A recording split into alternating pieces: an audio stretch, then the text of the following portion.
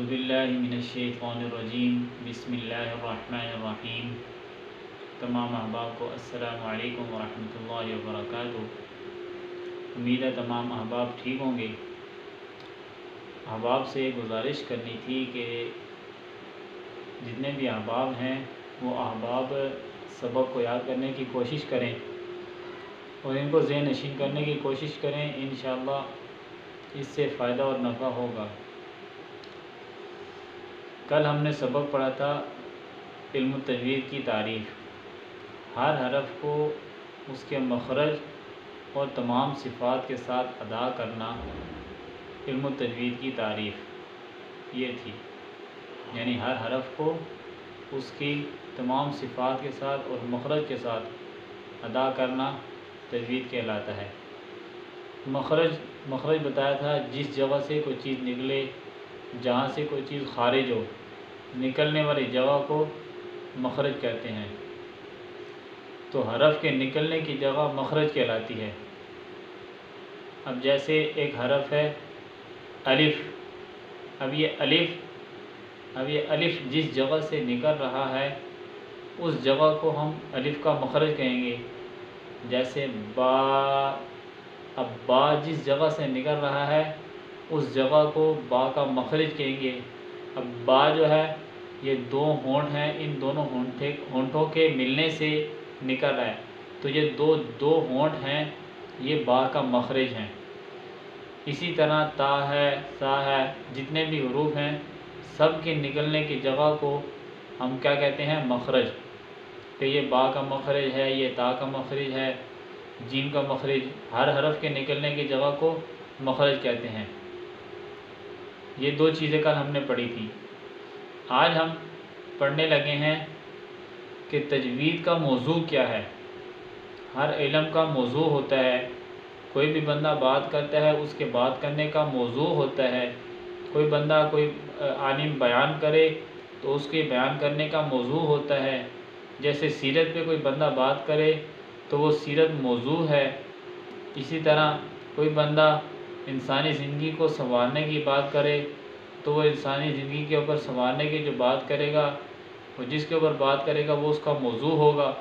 اسی طرح کوئی بھی بندہ یا کوئی بھی علم، جب علم کی بات کی جاتی ہے تو اس علم کا یا اس بات کا موضوع ہوتا ہے۔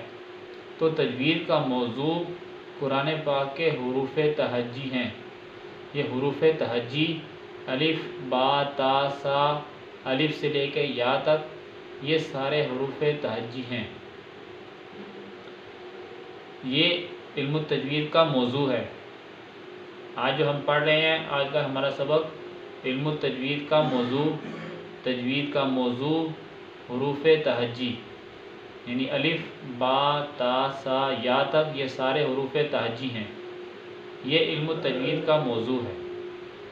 ایک چیز، دوسری چیز جو آج کے سبق میں ہے وہ ہے تجوید کا ماخذ۔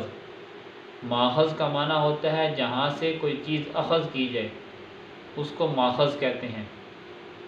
یہ علم التجوید کا ماخذ کہ یہ علم اللہ تعالیٰ کی طرف سے نازل کیا گیا ہے، یعنی کہ یہ علم اللہ تعالیٰ کی طرف سے نازل ہوا ہے۔ اللہ تعالیٰ نے اس علم کو نازل کیا، قرآن پاک کو نازل کیا، پھر قرآن پاک کے ساتھ اللہ تعالیٰ نے اس کو پڑھنے کے لیے صحابہ کرام نے اس کو پڑھا، تو یہ علم آگے چلا اور یہ علم کا ماخذ اللہ تعالیٰ کی طرف سے نازل کردہ ہے۔ یہ علم کا ماخذ ہے، اللہ تعالیٰ کی طرف سے یہ علم نازل کیا گیا۔ پہلی چیز آج کے سبق میں علم التجوید کا موضوع ہے حروف تہجی، الف، با، تا، سا، یہ حروف تہجی یہ تجوید کا موضوع ہیں۔ یعنی جب بھی تجوید کی بات کی جائے گی تو ان کا موضوع الف، با، تا، سا ہوگا، یعنی کہ ہم جتنی بھی تجوید پڑھیں گے وہ الف سے لے کے یا تک ان کے درمیان ہماری رہے گی، اس سے باہر ہماری تجوید نہیں جائے گی۔ یہ حروف ہی ہمارا موضوع رہیں گے۔ جس طرح ڈاکٹری ہے، ڈاکٹری کا موضوع انسان کا جسم ہے، اسی طرح سائنس ہے تو سائنس کا موضوع یہ جو ہمارے جتنے بھی ٹیکنالوجی ہے یہ اس کا موضوع ہے۔ اسی طرح جب ڈاکٹر کوئی اسپیشلسٹ بن جاتا ہے، تو اگر ہارٹ کا اسپیشلسٹ ہے تو اس کا موضوع دل ہوگا، اسی طرح ہر چیز کا موضوع ہوتا ہے، اس کا موضوع تجوید کا موضوع بھی حروف تہجی ہیں۔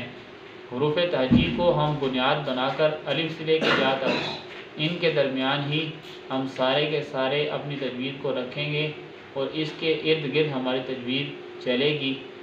یہ آج کا ہمارا سبق تھا۔ تجوید کا موضوع کیا ہے؟ حروف تہجی۔ اور تجوید کا ماخذ کیا ہے؟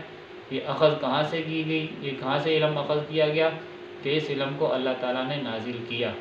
اللہ تعالیٰ سے دعا ہے کہ اللہ تعالیٰ ہمیں قرآن پاک کو صحیح پڑھنے کی اور صحیح سمجھنے کی اور اس پر صحیح طور پر عمل کرنے کی توفیق عطا فرمائے۔ السلام علیکم ورحمۃ اللہ وبرکاتہ۔